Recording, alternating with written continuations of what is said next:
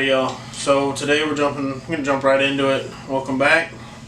Today we're gonna go with the a setup video for my bow and arrow choices for 2024. I just picked this bow up a couple of months ago. Really fell in love with it. It's been phenomenal shooting. It is the APA Black Mamba 33 in 90 pounds. I'm running the QAD, the HDX Ultra S, excuse me, and then I'm running the black gold whitetail Ascent, I believe is the one that I ended up going with, and an Alpine quiver. I'm probably switching up the Alpine quiver to a tight spot next year. This will become my quiver for my recurve. For a stabilizer, right now I've got the 10-inch Trophy Ridge. I might add a back bar before next year, but it's shooting good right now. I'm not really into changing anything up this close to the season. For arrows, I am running the Maxima Red SD, and I'm running AAE hybrid vanes. I fletched them with the Arizona Easy Fletch to get the most helical out of my can. I am running a VIP Combat Veteran broadhead this year. I've shot a couple of pigs and a few deer with this broadhead, and I have just absolutely fallen in love with them. They're a very affordable broadhead. They have a phenomenal cut on them, and a lot like the Beast, which is a very hot topic broadhead right now. They've got springs in the blades for going in between ribs and stuff, and I've shot these out of my recurve, and I've shot them out of my compound, and I've shot them out of a crossbow. Every time, never had an issue with one not opening. Even if they don't open, they've got a better cut than most cut-on contact broadheads. If I don't go with, while chasing elk, if I'm not packing those, I'll probably have some of the Montec or G5 Montecs. They came out with the what was it, the SD or whatever this year or last year or something like that. It's a or HC, a high carbon steel, I think is what it stands for. But they're supposed to be able to sharpen them. I ran them in the past, and I didn't have issues with finding deer. I was killing deer with them, and they never went far, but I never had a blood trail, and that's just one of my big issues with. If I want to have a blood trail, I don't care if it's, how far the deer goes. I need a blood trail in the ground. But yeah, so that's my bow and arrow setup for the year. I may start off the season in September up in Montana chasing elk and mule deer, maybe a little bit of whitetail hunting, just depends. My best friend's little sister is getting married, so we're going to go up to her wedding, but leading up to that, we'll be in Montana for about a week before the wedding. And so I'm going to get in to my parents' house on a Sunday, and that Monday and Tuesday is going to be getting licenses in and going and checking some trail cameras that I've got up in the mountains up there. Once I get my licenses and everything, and then I'll head over to eastern Montana to start doing some hunting over in that area, chasing mule deer. There is a chance that I could see elk over there. I'm not going really with the intent to chase elk over in those units.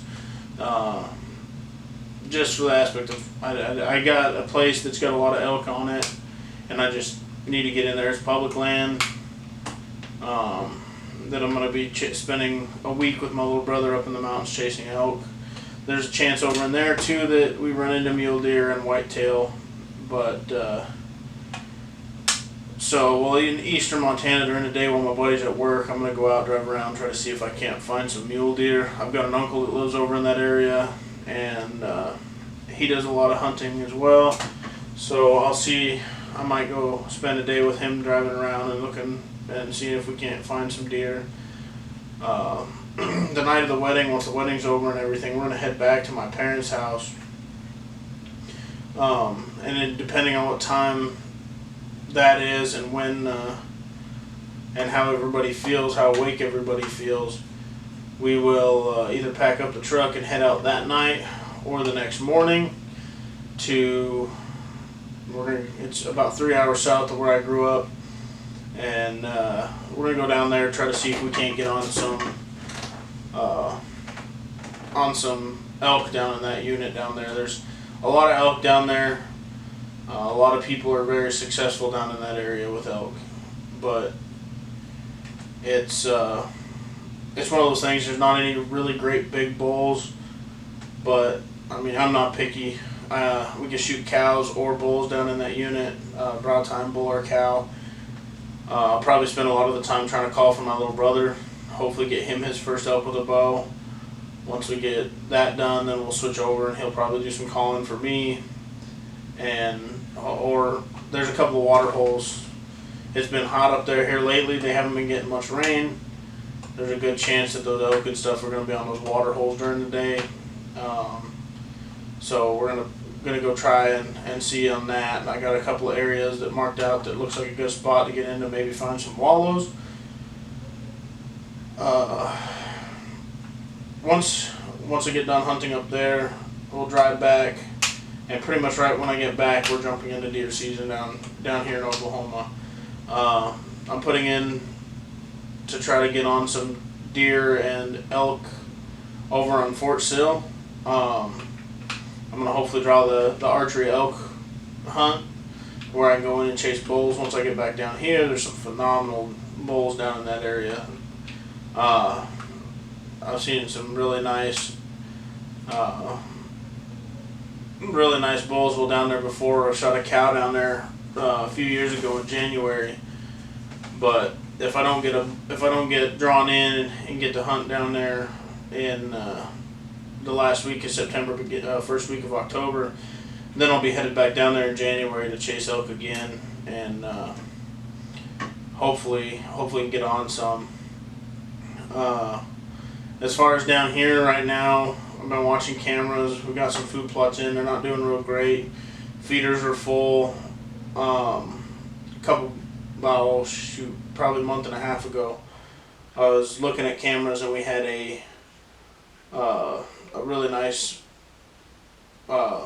whitetail buck show up on camera, and he's got a double main beam on his left side, and he wasn't showing much potential on the right in that first picture I saw, and it wasn't a real great picture. It was only one picture of him. Well, this morning, or I guess early this afternoon, he was back, and I finally got a good picture of him looking straight away, and of his right, and then a good one of his right side.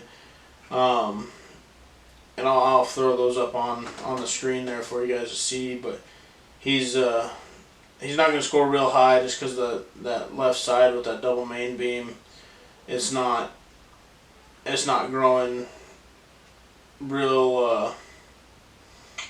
They're not growing points off of him very well. It's just pretty much the two main beams. But he's got a lot of character. His right side is really big, so I'm not going to pass him up if I get the opportunity. I've got two other possible shooter bucks. One for sure I'll shoot him if he comes in. He's a nice 10-point. And then another one that it's just going to determine, or it's just going to come down to how much he grows over the next couple of weeks before they rub velvet and stop growing. Other than that, that's kind of it for today. Next time I talk to you, I'll probably be in the truck driving to Montana the beginning of September. So I appreciate y'all watching the video, and y'all have a good one.